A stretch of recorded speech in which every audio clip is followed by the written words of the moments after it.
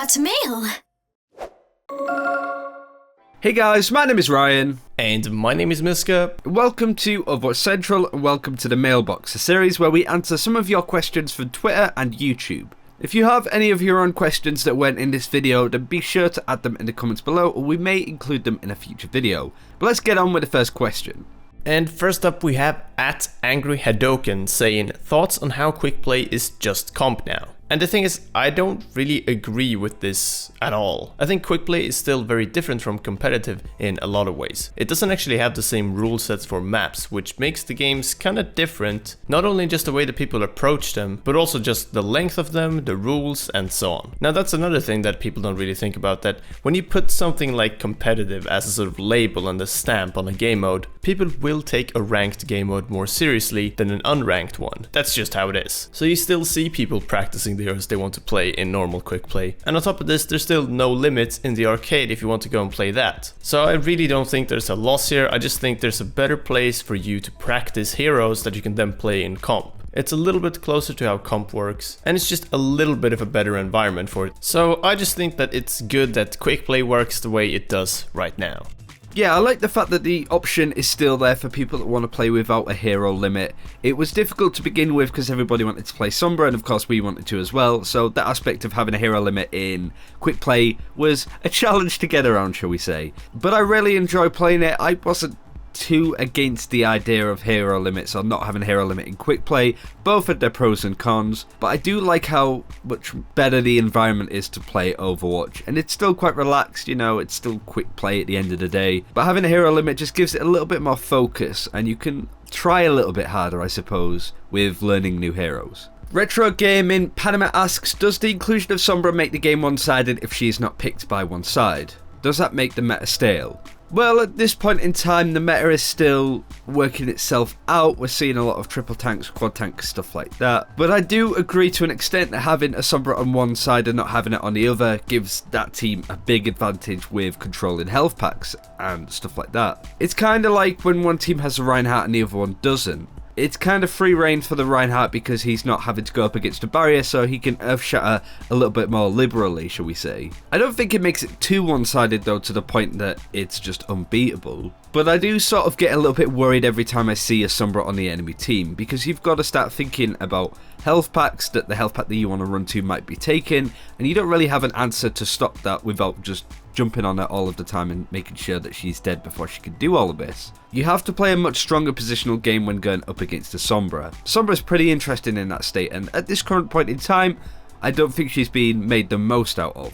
I like the way that Sty kind of puts it. He says that Sombra is a little bit similar to Junkrat in the way that she's really fun to play and she's situationally strong, but overall she's far from a must pick and someone that can sometimes work, but it's a little bit outside of the meta game, so to say. I don't think she makes the meta stale either, far from it actually, but I think Sombra will be one of those heroes that when she's in your game, the match will be very different. And that's good. I think that adds variety. It adds another layer of depth as well to the whole game. So no, I really don't have any problems with it. I don't think it'll be one-sided or make the meta stale or anything. For me, all good, all around. So next up we have a couple of Torb questions. One from @_RedNova asking, do you think Torbjorn's changes made him a little bit more viable? If not, what does he need? And also @Mafflefish, thoughts on Torb? No one really talks about him, no Torb mains, no jokey videos like Symmetra. Is he underappreciated? And this is really interesting. I'm glad some people actually brought this up because he was changed quite drastically in the latest patch, but I think the wrong aspects of the hero were changed in the latest patch. So you can play the hero a little bit more safe now due to generating scrap passively over time, but the only other buff that was actually in there was the swing speed increase by 25% and the damage decrease by 27%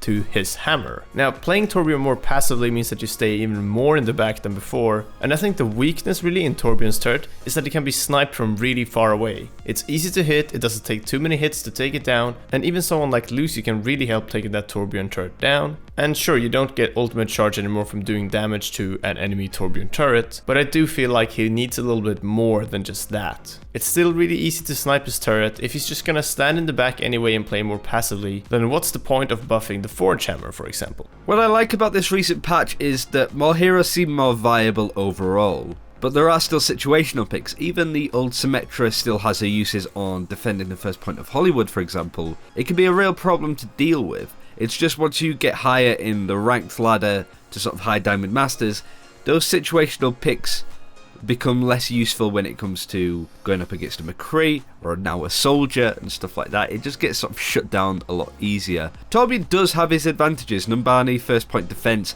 especially is a good example of him being used. And I'd be lying if I said that every time I came up against a Torbjorn in ranked, we completely blasted through them. It's not strictly the case. He is a lot better. I think he's in a lot stronger position. I think more needs to be done. I'm not necessarily sure what, but it's one of those things that Blizzard are actively looking at. The Apex Predator asks, how did you guys promote your first videos when you started the channel? Because you grew pretty quickly. Well, to begin with, we obviously grew fairly slowly. A lot of our videos were featured on the Overwatch subreddit, posted by people when we made sort of topical videos and stuff. The subreddit was a lot smaller then, and the community as a whole making content on the game was a lot smaller. There was like Tactical Koala and One Amongst Many were the main two. We just kept making content, even when the beta went down over Christmas, which was a good 1 month, 2 months without the game. We still made videos 3 to 4 times a week and just kept it consistent and kept to a schedule and had that focus, I suppose. And then once the open beta came out, when the game boomed and stuff like that, we just sort of rode that tide along with it. We were pretty lucky in that sense, but also we worked hard to sort of have that portfolio of videos out in the first place, if that makes sense. But there was no secret ingredient that we did that nobody else did. But what actually kind of helped us grow was just that we posted on Reddit a little bit. There weren't many Overwatch channels around at all, so most people were just looking for any content to watch really, and we felt like we could actually compete and we had something extra that we could bring to the table. So we did, we presented it on Reddit. I'll even post the original Reddit thread in the description below. It's just a quick intro to the channel, like really short, and then a link. It didn't take off or anything, it just had a few comments and a few upvotes, but maybe some of you are interested in checking that out. Anyway, then the channel just grew with the game essentially. But the start really wasn't as fast as some people seem to think that it was.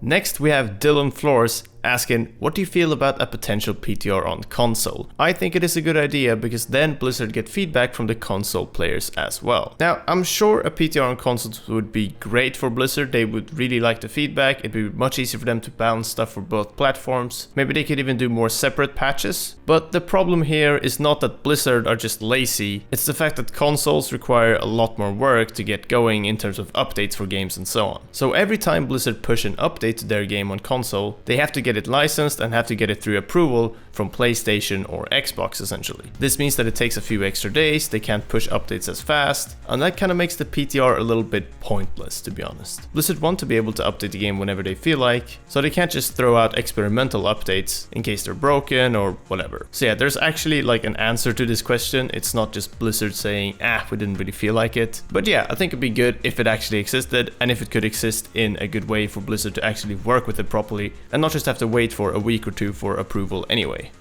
Gamernick asks, looking back on BlizzCon, did you think overall it was a very weak year? No real surprises and minimal content. I don't think it was a very weak year. I think the content was a little bit disappointing, yeah, but more so because of Sombra being leaked in the first place. Now, we knew that she was going to be announced, I most assumed that she would be announced around this time with the ARG constantly going on. And whilst Oasis looks great and the arcade is bloody fantastic, I don't know, like a major hero announcement is a big thing. I was maybe expected to see another one, but with how transparent Blizzard have been with a lot of things, the problem with that, of course, is that there's no real surprises. We know that they're working on a new hero currently at this point in time, and they're also working on a new map from the developer update that Jeff Kaplan did. I was content with what we had. I wouldn't say I was massively disappointed, but as the event as a whole, it was amazing. I can't stress how good actually going to BlizzCon was, and seeing a lot of friends and meeting a lot of new people and making a lot of new friends as well. Just to go to the event and to see the community in this big convention was enough. And we got to try out a new hero and to hear a lot of new stuff that's in the works. But yeah, slightly disappointed with the content that we got. It would have been nice to see a new map on the show floor like we did with Vikingvald at Gamescom, but the event was fantastic and I can't fault any of it. I mean, in terms of what was actually playable at BlizzCon, it was kind of a little bit lame, I gotta say. I was really excited to hear about Oasis, I was really excited to hear about the arcade, and Sombra too as well, of course. But only Sombra was actually playable. Nothing else was playable there, So it was just Sombra on the normal maps with the normal setups, and that was kind of lacking in my opinion. The experience though as a whole, and the actual announcements, and as well Sombra sort of, hacking into BlizzCon like a lot of people predicted, and maybe Blizzard even got the idea from the community, who knows. But yeah, all that was really, really cool to witness. It actually didn't come through as well on the live stream feed, I noticed. I watched it back, and it just wasn't the same experience. The speakers and all the screens in the big hall that Sombra was announced in just went absolutely crazy, and you could feel like the wind from the subwoofers. It was something else. It was something else entirely from what was shown at the live stream. And sure, it was the same main video, but that experience is something I don't think I'll ever really forget. It's probably one of my top sort of gaming memories. Maybe all BlizzCons are like this and I'm just way behind. But yeah, that was really cool to me. In terms of the actual content though, like I said, a bit lacking. And I kinda had more fun playing Eichenwald at Gamescom, to be honest, because then you could play the map over and over and discover new things with it, whilst Sombra was just kind of a 6v6 Sombra a lot of the time, and it just didn't give as much, And that's it for this time. Thank you very much for watching. Again, do let us know your questions if you have any in the comments below, and like this video if you want us to keep doing these more frequently. Thanks again for watching, take care, we'll see you next time.